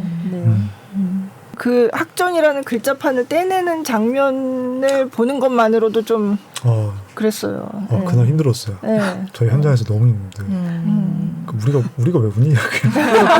저는 진짜 제가 왜 울었는지 모르겠는데 거기 뒤에 있는데 그냥 눈물이 나더라고요. 근데 뭔가 제가 눈물을 흘리는 게 뭔가 미안한 느낌이 들던데 왜 그러는지 모르겠는데. 오지랖 같아서 저희 우리가 주책막 우리가 괜히 껴서 약간 이런 느낌이 조금 있었는데 느낌이 좀 이렇게 얼마나 많은 사실 그때 간판 뗄 때쯤 저희가 인터뷰 거의 마무리 단계 촬영 마무리 단계였죠 그때였고 한 100여 분한테 몇백 시간치 얘기를 듣고 난 상태다 보니 저 하나하나가 그렇죠. 그 원래 저 빨간 벽자리에 사실은 저 간판이 아니라 옛날에 다른 간판이 있었고 그 다음에 간판을 어떻게 바꿨고 그걸 또 어떻게 유지하려고 했고 이런 과정에 대한 이야기들도 저희가 이제 취재를 하면서 계속 알고 있다 보니까 저거 하나를 10분 만에 떨어지는 걸 하나를 붙이는데 얼마나 많은 시간과 얼마나 많은 노력들이 있었는지를 이제 알게 됐고 또 그 현장에 계셨던 분들이 뭐 95년부터 안무 감독을 하셨던 분 계시고 그 세노야 노래 만드셨던 김광희 선생님이 계신데 그분도 이제 학전에 1기 배우들 노래 오디션부터 지금까지 모든 오디션에 심사를 참여해 주셨던 분 계시는데 그런 분들인 걸 알고 또 방은진 배우는 또 당연히 첫 초연을 했던 분들이시고 김은영 배우도 그렇고 그런 마음을 보면서 보니까 이분들에게 이게 어떤 걸까 좀 그래서 좀 잘해야겠다 열심히 해야겠다 했고 잘 했는지 잘 모르겠고 계속 그래서 조금 좀 이렇게 프로그램 하나 만들고 나면 끝나면 후련하고 저희 원래 제작하면 이제 정말 열심히 노동을 갈아넣는다는 표현을 이제 저희 뭐 그냥 쓰는데 열심히 하고 끝나면 훌훌 털고 휴가를 가는 게 저희의 이제 원래 루틴인데 이거 이제 며칠 지났는데도 마음이 조금 더 무거워지는 것 같아요. 많은 분들이 봐주셔서 감사한데 많은 분들이 보셔서 더 약간 뭔가 좀 죄송하고 부끄럽고 약간 빚진 것 같고 미안한 죄송한 감정? 특히 선생님께 김희 선생님께 그런 게 자꾸 왔다 갔다 하는 이상한 다큐멘터리. 저희 참 특이한 경험인 것 같아요. 물론 정말 후회 없을 정도로 최선을 다하긴 하지만 매 순간 끝나고 나서도 이게 그 선생님 뭐 이야기를 다 담기에는 3회도 부족하다라는 생각도 들고 그 3회 안에서도 어쩌면 다 제대로 못 담았을 것이다 라는 그런 생각 때문에 뭔가 내가 최선을 다했던 거는 별개로 괜시리 뭔가 부끄럽고 죄송한 마음이 막 들고 뭘 더 어떻게 했었어야 됐을까라는 마음이 더 큰 것 같아요 지금. 지금도 좀 전에 코랄 보면서도 저때 조금 더 뭘 신경 썼어야 되는데 이게 어떻게 보면 역사적인 기록일 수 있는 순간들이었던 건데 우리가 조금 더 준비를 잘했어야 됐나. 처음에 이제 프로그램 소개하는 자료를 볼 때 아카이빙이라는 말이 나와서 그래서 이게 굉장히 큰 의미겠구나라는 생각을 했거든요. 그동안 흩어져 있던 그 조각들을 이렇게 모아서 물론 모든 자료를 다 공개할 수는 없지만 지금 그 3부작 안에서 네. 그렇지만 어쨌든 사람들이 잘 몰랐던 네네. 것들 그런 거를 다 이렇게 잘 모아서 네. 요런 아카이빙을 했습니다라고 아까 정리한다고 하셨는데 그런 것만으로도 굉장히 큰 그럼요. 의미가 있었던 것 네. 같아요. 그 송창식 선생님도 인터뷰 하기 전에 저한테 그러셨고 장현선 배우님도 그렇게 얘기하셨는데 아마도 학전이라는 공간 그리고 김민기라는 사람 네. 뒷것으로 살았던 사람에 대해서 다 아는 것은 불가능하다. 네. 다만 어떻게든 해보려고 한다면 네. 많은 사람들을 만나서 기억들과 기록들을 그러니까요. 모으면 네, 네. 어느 정도 퍼즐을 맞추기가 될지도 모른다는 얘기를 70년대부터 같이 음악을 해온 친한 선후배 그리고 학전 1기였던 배우 두 분이 같은 얘기를 하시더라고요. 그럼 우리가 진짜 많은 얘기를 들어서 많은 네. 것들 그리고 많은 자료로 할 수 있는 것들이 있어야 되지 않을까 했는데 그래서 그렇게 모으게 네. 된 거죠. 네. 예. 그러니까요. 그래서 저는 김민기 선생님이 학전이 그동안 이렇게 이런 다큐를 당연히 그전엔 찍은 적이 없고 허락한 적도 없고 근데 이번에는 왜 하라고 했을까? 그게 좀 궁금했거든요. 근데 이제 학전이 어쨌든 폐관이 결정되고 난 후라서 네네. 그게 그런 게 어떤 영향을 주지 않았을까. 저희가 네. 말씀드렸던 건 제가 네. 처음에 이제 페이퍼해서 학전에 드렸을 때 했던 건 학전이 이제 문을 닫는데 학전에 네. 관련된 기록과 기억들을 좀 모아놓는 작업을 제가 학전을 좋아하고 선생님을 네. 존경하니까 하고 싶은데 마침 제가 회사가 SBS니까 네. 회사에 돈과 도움을 받아서 네. 인력의 네. 도움을 받아서 해보고 싶습니다. 네. 했고 근데 다만 저희가 그 처음에 회의를 할 때 고인피도 그렇고 저희가 했던 게 학전과 김민기라는 사람을 요즘 사람들은 모르니까 그죠. 이게 왜 이 작업을 하는지를 알려주려면 네. 왜 이 공간을 만들었는지 그렇죠. 그걸 알아야 이걸 어떻게 운용했는지가 설명이 되고 네. 그 사회적 의미가 설명이 돼. 그러려면 그 이전에 김민기라는 분의 예술가로서의 삶에 대한 이야기가 그죠. 있어야 네. 학전을 설립한 이유가 설명이 되기 때문에 네. 그 부분을 저희가 함께 다뤄야 될 것 네. 같습니다. 그래야 네. 이게 조금 사회적으로 의미 있는 네. 작업이 되지 않을까. 그러니까 저희 SBS 스페셜은 이 PPL이 안 되는 프로그램이고 네. 저희 다시 보기가 공짜거든요. 네. 네. 그래서 이런 공익적인 프로그램이다 보니 더더군다나 조금 그런 의미를 좀 네. 담는 게 필요했고 그렇게 말씀을 드렸고 이제 그 그러니까요. 작업을 네. 하다 보니 이제 그때 이제 대학로에서 연천 시골까지 갈 줄은 몰랐죠. 네. 네. 예, 네. 거기까지 가게 됐던 거죠. 그러니까요. 네. 그래서 사실 중간에 이제 제작 중일 때 저도 학전에 갔다 몇 번 마주치고 네. 그랬었거든요. 제가 조언 많이 구했거든요. 연락 많이 드렸습니다. 그래서. 네. 조언이랄 연락 많이 거는 드려요. 없는데 어쨌든 근데 그때도 그 얘기했어요. 저도 어린이 무대가 굉장히 중요하다고 생각을 했었고 그래서 왜 이렇게 어린이 무대에 신경을 쓰셨을까 끝까지. 예. 그래서 그거를 사실은 뭐 인터뷰를 하면 딱 그 말씀을 하셨죠. 너무 상업적인 문화만 있고 어린이를 중심에 놓은 정말 그런 문화는 없는 것 같아서 그리고 그거랑 남이 안 하니까 나라도 해야지. 약간 그런 얘기는 제가 들은 적이 있는데 네. 그래도 왜 어린이 무대를 이렇게까지 하실까라는 거를 같이 얘기를 했었잖아요. 맞습니다. 네. 네. 그래서 그때 이동원 PD가 그랬거든요. 제가 열심히 취재해서 다큐에 담아보겠다고. 그런데 그게 딱 그 3부에 딱 네. 실려서 그래서 그 앞에 전사하고 다 연결이 되니까 네. 아 그렇구나. 네. 그게 다 모든 답인지는 솔직히 잘 모르겠긴 하지만 네. 아무튼 이렇게 오랜 시간 동안 아이들에 네. 대한 관심이 있으셨다는 네. 얘기를 많은 분들이 해주셔서 네. 동요도 많이 쓰셨어요. 맞습니다. 네. 네. 네. 저희 방송에 보면 대부분의 배경음악이 선생님 노래예요. 네. 네. 그 음악은 어떻게 하신 거예요? 굉장히 어떻게 보면 이게 음악 다큐 같다는 느낌도 들었거든요.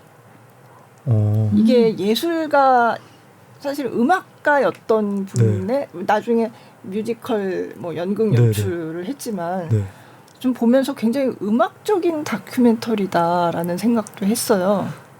되게 어려웠던 게 네.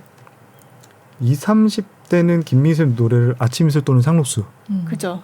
근데 그냥 박세리 골포의 배경이 됐던 상록수라든가 맞아요. 네. 그냥 예전에 어디선가 들어봄직한 네. 아침 이슬 누가 불렀는지도 기억을 잘 못하는 그런 분들이 있는 반면에 50대 분들은 내가 어릴 때부터 들어왔던 그죠. 김민선의 수많은 노래 뭐 아름다워서 네. 가을 편지 친구 그러니까요. 너무 경험이 다른 거예요. 근데 이분들이 다 보셔야 되는 네. 거다 보니 처음에는 노래를 좀 소개하는 선에서 어느 정도 편집을 해보자는 얘기를 하다가 근데 이게 노래가 너무 좋잖아요. 네. 노래에 힘이 있으니 조금 더 듣자, 조금 더 듣자, 조금 더 늘려보자 해서 노래 부분들이 생겼고 네. 그러다 보니까 가사도 잘 전달하고 싶어서 가사가 자막으로 들어가기 시작을 그러니까요. 했고 네. 그러면서 나레이션의 비중이 굉장히 적은 다큐멘터리가 됐고요. 처음부터 이제 나레이션은 안 하려고 많이 생각을 했었고 그리고 노래를 다 넣을 수는 없으니 네. 중간중간에 또 때마침 그 내용에 맞는 노래들을 그러니까요. 네. 또 만들어 놓으셨어요. 네. 그래서 했고 이거 조금 다른 얘기입니다만 저희 음악 감독이 되게 스트레스를 많이 받았습니다. 주변에 음악 감독님들의 세계가 또 있더라고요. 네. 처음 알았는데 감히 네가 김민기 선배님의 음악 다큐에 음악을 넣는다고 이렇게 부러운 반 뭐 이렇게 뭐 그래서 부담이 엄청 크셨겠구나. 얼마나 잘하나 잘 들어보겠다는 응원의 메시지도 있지만 내가 너무 하고 싶어도 있고 나도 어릴 때부터 하고 싶었는데도 있고 하다 보니 저희 음악 감독님이 엄청 스트레스를 많이 받죠. 그랬군요. 네. 또 김민희 선생님 보실 거잖아요. 그쵸. 음악적으로 얼마나 잘 돼야 되는지 스트레스를 굉장히 많이 많이 받았어요. 부담감이 굉장히. 많으셨을 거예요 아마 이거 노래 다 들었다고 들었습니다. 네. 모든 발매된 OST부터 다 들으셨다고 네. 음악 감독님이. 네. 진짜 아유 정말 많죠. 네. 그래서 어쨌든 그 노래가 굉장히 많이 나왔잖아요. 근데 그것도 참 좋았어요. 네. 저희 노래 LP 샀어요. 네. 김민희 선생님 네. LP를 이번에 네. 구하기 네. 어렵더라고요. 네. 어렵게 구해 사시고 저희 회사 선배님들도 많이들 사셨더라고요. 네. 저는 CD는 있었는데 저도 사실은 LP를 얼마 전에 샀습니다.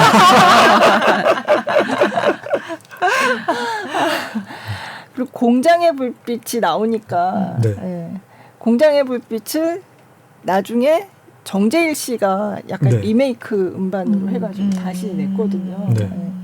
근데 그 전권은 사실 저도 못 들어봤어요. 네. 저도 이번에 처음 들었죠. 그렇죠. 네. 들을 기회가 없었어요. 이번에 잠깐 그 나왔잖아요. 네네. 그죠? 네. 되게 충격적인. 그죠. 네. 한 30분 정도 되나? 네. 굉장히 사실적인 내용. 사실적이고 맞아요. 네. 그 진짜 뮤지컬 대본 같더라고요. 맞아요. 네.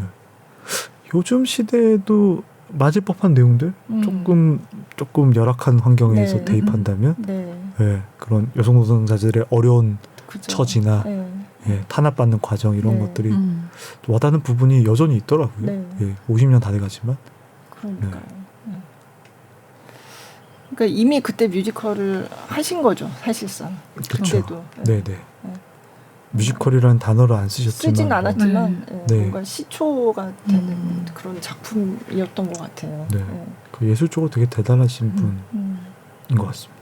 그래서 더 와닿지 않았을까요? 그때 당시 이제 그죠. 여성 공장 노동자들도 이렇게 직접적으로 내 얘기를 해주고 그죠. 이야기가 들어가 있고 네. 하니까 이건 또 다르게 와닿았을 것 같더라고요. 그리고 또 뒷면에 이제 따라 부르게끔 되어 맞아요. 있다고 하잖아요. 왜냐면 예전에 카세트가 A면이 있고 B면 있잖아요. A면은 노래가 다 불러주고 B면은 MR만 있어요. 그러니까 노래방 반주처럼. 네. 그래서 여러분들 환경에 맞게 개사해서 불러보세요라는 김민기 선생님 멘트가 그쵸. 있어요. 있습니다.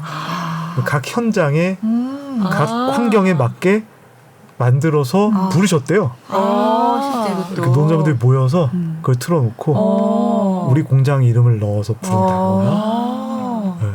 그래서 와, 그것도 되게 굉장히 기발한. 그러네요. 그 매체를 이용한 거죠. 그 시대의 최신 미디어의 그죠. 기능을 활용해서 뭔가 더 전달할 수 있는 방법을 알아내신 거죠. MR. MR의 시. 네. 대단하시다. 네. 네. 진짜 앞서가신 분이었다. 그렇죠. 그렇죠. 네. 네. 사실 뭐 학전에서 그 소극장 뮤지컬에서 라이브 밴드를 한 데도 없었고 그 전에는. 네네. 네. 저도 대학교 때 기억나거든요. 막 밴드 막 기타 네. 치고 쪼렁쪼렁한데 맞아요. 저 그린에서 봤는데 네. 너무 신기했었어요 그때. 예. 와 이게 막 기타가 여기서 치고 드럼이 저기서 그죠. 튀어나오는데 밑에 노래 부르는데 네. 막 사람을 막 흥분시키고 막 그죠. 들끓게 맞아요. 만드는 거거든요. 네. 둥둥둥둥. 예. 와 이건 뭐지? 저는 그 얘기를 먼저 누군가한테 전에 듣고 나서 이제 공연을 봤어요. 뭐 라이브 막 대단하고 정말 막 가슴이 뛴다 하고 살짝 회의적인 마음으로 볼 준비가 되어 있었거든요. 감동 나는 안 받을 수도 있지 이런 마음으로 봤는데 이제 딱 첫 시작에 이제 밴드 세션이 나오고 조명을 밴드가 먼저 받으면서 네. 음악이 나와요. 근데 그거는 예상을 못했거든요. 저는 밴드가 아래에 있거나 네. 어딘가에 이제 뒤에 숨겨져 있을 거라 생각했는데 전면에서 밴드가 먼저 조명을 받으면서 음악이 나오는데 네. 너무 충격 받았어요. 네. 그래서 이게 한 30년 전에도 이랬다는 거잖아. 네. 약간 이런 생각이 그렇죠. 들면서 더욱 신기했었고 30년대. 네. 요즘도 대학로 뮤지컬 보러 가면 이제 어딘가 있을 바이올린을 향해서 배우들이 끝났을 때 이렇게 박수를 쳐주잖아요. 그쵸, 그 그쵸. 천장을 향해서 박수를 쳐주거나 하는데 나와서 인사를 하고 다 보여주고 그러니까 김민승이 본인만 뒷것으로 이제 계셨고 나머지 분들은 계속 앞으로 이렇게 이정은 씨가 아니 그냥 우리 다 앞곡 같이 하면 안 돼요? 이렇게 말씀하시는데 참. 이정은 씨는 어린이 무대 공연 중에 조연출도 하셨었어요. 네, 그래서 그러면 뒷것에 아랫것이 되는 건데 네, 나 네. 앞것 하고 싶은데 자꾸 뒷것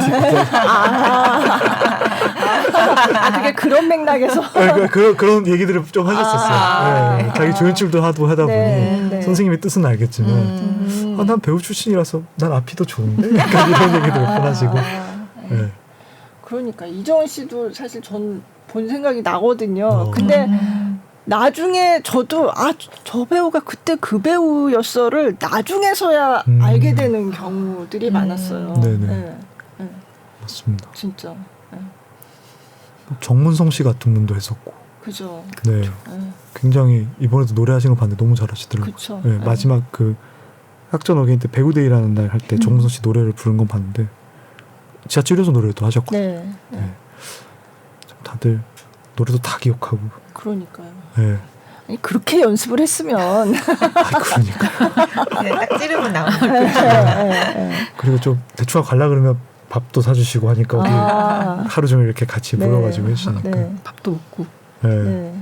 밥 얘기는 정말 모두가 밥 얘기를 그렇게. 네. 저희 사실 이렇게 좀 그런 배우분들은 연예인이니까 네. 인터뷰하면 사실은 인터뷰도 많이 하셨을 거니까 그죠. 저희 선생님께 잘 배우고 이런 좀 뻔한 얘기를 하실까봐 걱정을 했는데 뭐 다들 각자의 얘기가 있으시고 그렇더라고요. 그 중에 가장 밥 얘기들을 그렇게 밥 잘 먹은 얘기를 이렇게 많이들 하실 줄은 몰랐었어요. 네. 그러니까 밥이 뭔가 중요했다. 한 식구. 맞아 식구라고 네, 하신다고. 네네. 네. 선생님이 나중에는 뭐 식당을 따로 한번 마련해볼까 이런 얘기도 하신 적이 있다고 장현석 그래요? 배우께서 아. 아예 이렇게 뭐 뭔가 같이 밥 먹으면서 뭔가 같이 일을 열심히 하는 공동체 같은 그런 느낌? 네네. 그런 거를 좋아하시기도 하고 또 이게 사실 배려죠. 사실 배우분들 그런 얘기 많이 했거든요. 자기 대학로 연극 그러니까 뮤지컬 1호선 지하철 1호선 할 때도 걸어서 뭐 면목동 사는데 걸어서 출퇴근했다 네. 이런 얘기를 네. 하셨던 분들 꽤 여러 분 계세요. 네. 근데 그런 환경에 있는 분들에게 당연히 페이도 페이지만 매 끼니를 그렇게 챙겨준다는 건 사실은 20대 초중반에 이제 시작하는 무명 배우들에게 굉장히 큰 일이죠. 그렇죠. 네. 아르바이트 안 해도 되고. 네. 네. 그 시절 배우들은 새벽에 지게차 아르바이트하고 출근해서 연습하고 이런 사람들이 많았거든요. 네. 근데 그걸 안 해도 된다는 거. 집중할 수 있다는 거. 맞아요. 네. 저도 그때 요번에 고추장 떡볶이 그 첫날이었나? 그때 이정은 씨랑 뭐 이렇게 배우들이 와가지고 같이 막 이렇게 떡볶이도 이렇게 막 서빙하고 그런 날인데 저도 네. 이제 보러 갔었거든요. 근데 그날 같이 끝나고 또 밥 먹으러 같이 간 거예요. 근데 거기서 그 얘기 하더라고요. 그래서 그때 학전에 있다 그러면 다들 너무 부러워했다고 주변에서. 그 배우분도 대단하시고 또 더 잘하시겠지만 거기 기획실 출신 분들도 많으시잖아요. 그죠. 거기서부터 시작해서 이제 밑에 다른 최근까지 일하셨던 분들도 있는데 네.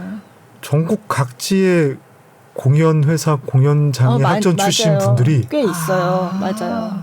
그 배우도 300 몇십 명의 출신 400여 분이 계시지만 네. 그 스태프들도 기획실 출신 분들이 네. 몇백 명이 또 전국 각지에 세종문화회관부터 맞아요. 국립극단 네. 모든 곳에 다 계시더라고요. 맞아요. 그래서 이런 것도 정말 학전이기에 가능한. 비것들이 스텝이니까 비것들 네. 학전 출신 비것들. 네. 그런 것도 좀 우리나라의 이런 공연 예술계에 큰 기여를 하신 부분이지 네. 않을까. 네. 저희가 다큐에서 네. 다루지 못했습니다만. 예. 너무 좋은 영향이죠. 그 그렇죠. 학전 안에서 네. 경험했던 배우뿐만이 아니라 뭐 꿈을 가진 사람들에 대한 존중이나 배려 같은 맞아요. 것들을 네. 직접 경험하셨던 이제 공연 예술인 분도 있고 말씀하신 기획실 다른 직원분들도 있고 그분들이 이제 또 배우는 이제 성공해서 유명한 배우가 되고 기획실 직원분들은 또 전국 각지로 가서 네. 이제 또 다른 공연 문화를 만들어 가실 때 그런 것들을 참고하시고 이제 또 그게 또 퍼진다는 거잖아요. 그렇죠. 네.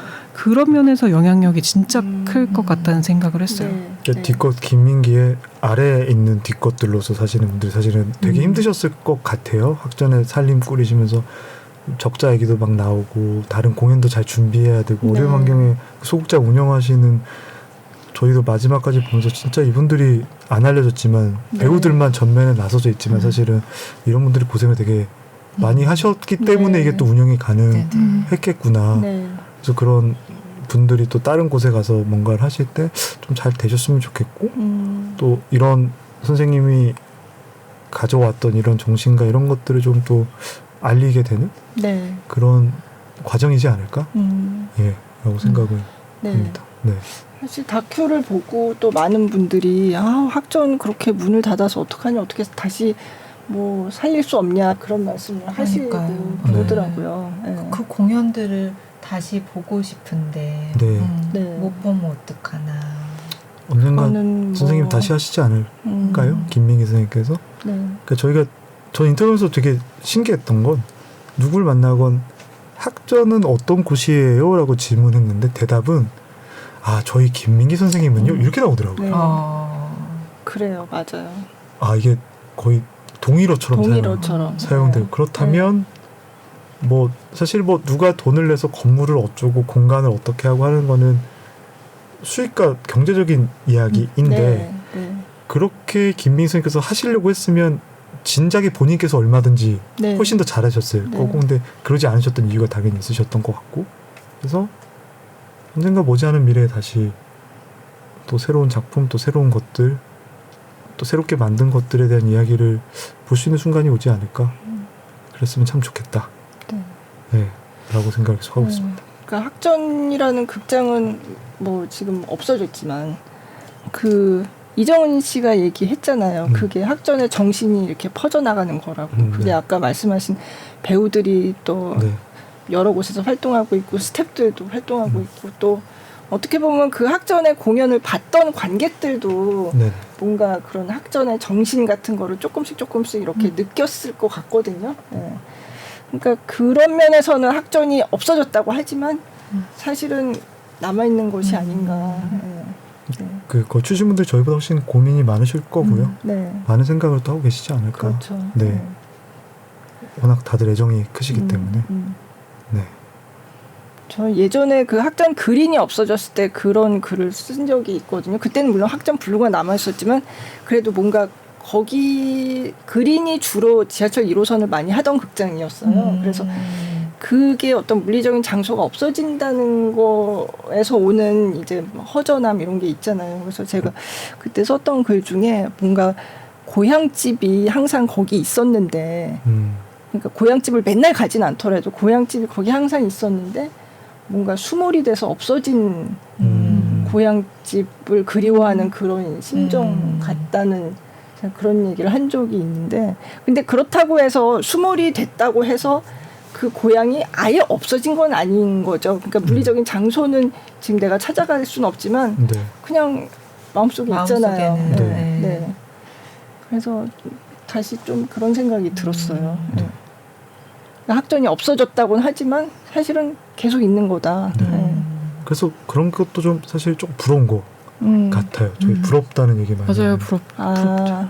존경하는 선생님이 있고 네. 가르침을 받았고 그리고 여전히 항상 같은 경험과 추억을 가진 그러니까요. 학전인으로서의 그 소속감을 가진 사람들이 모이고 뭉치고 함께 이야기를 나누는 네. 그런 공동체의 경험이 요즘 잘 없거든요. 아, 맞아요. 네. 뭐 이렇게 어느 대학교 출신이라고 해서 뭐 교수님께 꼭 또 우리 과의 뭐 출신 학과의 이 감정은 그 정도까지는 아닌데 네. 회사에 뭐 소속감이 있다고는 하지만 또 회사는 별개 같은 느낌이 있는데 학전은 뭐 계약서를 쓰고 돈을 받고 어떻게 보면 일을 했던 곳인데 네. 선생님을 중심으로 많은 배우 스텝 출신 분들이 모여 있고 12월 31일 날 100명이 넘는 사람들이 모일 수 있는. 그렇죠. 그러니까요. 네. 그리고 여전히 같은 마음으로 서로 이렇게 응원해주고 함께 해주는 사람들이 있다. 그런 소속감을 가진다는 건 요즘 이렇게 공동체가 많지 않은 시대에 되게 행운, 축복, 네. 되게 부러운 일. 네. 전 되게 부러워요. 저도 그랬어요. 네. 네. 취재 가서 이렇게 보면 네. 진짜 좋겠다. 뭐 유명한 사람 있고 이런 거 아니라 그냥 제 마음이 맞아요. 네. 네. 네. PD로서 네. 네. 이번 다큐멘터리를 뭐 아까 그냥 정리만 한 네. 거라고 겸손하게 얘기했지만 어쨌든 네. 뭘 좀 얘기하고 싶었나. 갑자기 뭘 아니, 얘기하고 이게 싶으셨어요? 뭘 얘기하고 싶었을까? 진짜로. 네. 일단은 그러니까 선생님 주제로 저 개인적으로 이제 제가 좋아하는 공간에 대한 거 이야기를 풀 수 있다는 게 되게 네. 감사했고 행운이라는 생각을 했고요. 뭘 얘기하고 싶었나라기보다는 많은 사람들이 특히나 김민기 선생님과 학전을 아는 많은 사람들이 봤을 때 좀 불편하지 않았으면 하는 부분에 대해서 되게 많이 사실은 PD로서 시청자를 신경 쓰고 시청률을 신경 쓰는 게 원래 당연히 해야 될 저의 직업적인 의무이지만 사실 이번만큼은 그런 것보다는 조금 누군가의 마음, 왜냐하면 다들 마음으로 도와주신, 네. 출연을 해서 TV에 뭘 하고 싶다라는 게 있다거나 또는 뭐 이걸 통해서 뭘 얻겠다 이런 목적이 아니라 다 학전과 김민기 선생님을 위해서 시간을 내서 와주신 분들이 있기 때문에 그분들이 좀 봤을 때 좀 많이 부족하더라도 저 정도면 고생했다라고 할 수 있어야 되지 않을까가 저의 숙제였고 그 점에서 성공했는지 안 했는지 솔직히 잘 모르겠습니다. 이제 보시고 이제 좀 아쉬우셨다는 생각이 드시는 분도 당연히 있으실 거고 이 정도면 괜찮다 하시는 분도 있으실 텐데 그거를 다 다루기에는 저희가 좀 능력이 좀 그랬던 것 같고요. 다만 이제 그 마지막에 어린이 무대까지 하고 나니 좀 빚진 마음 같은 거 저희가 그런 얘기를 계속 하는데 그래서 아직은 이 회사에서 PD로 일을 하고 있으니 혹시나 좀 뭔가의 기회가 된다면 이런 못자리와 관련된 일을 할 수 있는 뭐 누군가의 꿈을 주거나 할 수 있는 이야기 또는 어린이 무대와 관련된 또는 뭔가 극단은 아니지만 뭔가 이제 극을 하고 싶어하는 또는 꿈을 꾸는 사람들이 뭔가 도전하는 거와 관련된 거를 프로그램을 핑계 삼아서 뭔가 할 수 있는 기회가 만들어지면 그런 기획을 할 수 있으면 조금이나마 이걸 만들면서 생긴 마음의 빚 특히나 김민기 선생님에 대한 빚 같은 마음이 좀 있는데 그 죄송함이 조금 빚이 약간 탕감되지 않을까 그래서 그런 거를 조금 앞으로 생각하면서 일하고 싶다 라는 생각을 방송 끝난 이후 계속 하게 되는 후련하지 않고요. 되게 불편하고 부담스럽고 어떻게 약간 지금 뭘 다시 해야 될 것 같은데 이런 부담에 계속 그렇죠. 왜 이런 마음이 들까요? 계속. 근데 그 마음의 빚이라는 얘기는 그 배우들도 계속 했거든요. 아니 배우분들은 그 배웠으니까 처음에는 왜 배우분들이나 가수분들이나 마음의 빚을 그렇게 다 갖고 계시다고 할까 그게 되게 궁금했었거든요. 근데 그 궁금증이 채 해소가 되기 전에 제가 마음의 빚이 생긴 것 같아가지고 모르겠어요. 굉장히 배울 게 많은 어른과 굉장히 존중과 배려가 담긴 한 공간을 알게 돼서 난 너무 감사한 느낌인데 난 어떻게 살아왔지? 그리고 내가 어쨌든 뭐 이런 나도 이야기를 하는 사람의 입장으로서 나는 앞으로 어떤 이야기를 해야 될까라는 고민이 생기면서 약간 숙제를 얻은 것 같은 느낌도 들고 그런 면에서 저도 뭔가에 감사한 마음과 동시에 조금 맞아요. 부끄럽기도 하고 마음의 빛 같은 게 조금 생긴 것 같아요. 그래서 더욱 감사드리기도 하고 그러니까 뭐 이야기 제가 전달하고자 하는 메시지를 떠나서 제가 느꼈던 바를 솔직히 말씀드리자면 그 말씀하신 것 중에 이제 대상에 대해서도 뭐 그늘과 빛 얘기가 있었을 때 대상에 대해서도 존중과 배려가 네. 담겨 있고 그리고 그 이야기의 대상뿐만이 아니라 그 이야기를 같이 만드는 사람들에 대해서도 존중과 배려가 항상 담겨 있었고 그리고 그 이야기를 만들지 않더라도 뭐 관객에 대해서도 존중과 배려가 담겨 있는 그냥 되게 일관성 있는 한 어른과 그 공간을 본 한 사람의 입장으로서 아 나도 저렇게 살아가는 어른을 직접 만나서 배우고 또 느꼈으면 얼마나 좋을까 하는 그런 생각도 들어요. 그리고 어느 날 나도 그런 어른이 될 수 있을까 싶은 그런 막연한 생각도 들기도 하고. 네. 난 그런 어른 못 될 것 같아. 너 김민수님만큼은 안 될 것 같고. 감히 그렇죠. 네.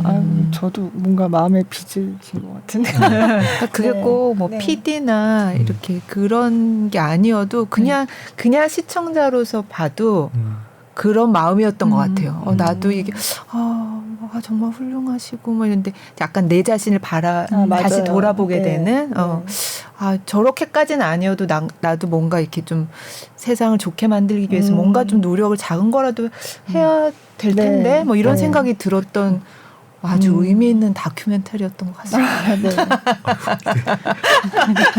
재미고. 네. 아이고. 네.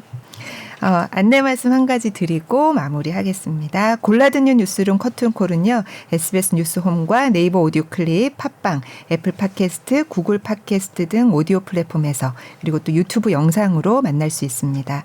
유튜브 플레이리스트 김수연 문화전문기자의 커튼콜에서 지난 회차도 모아서 보실 수 있고요. 검색창에 김수연 기자 커튼콜 치면 나오니까요. 여러분의 많은 관심 부탁드립니다.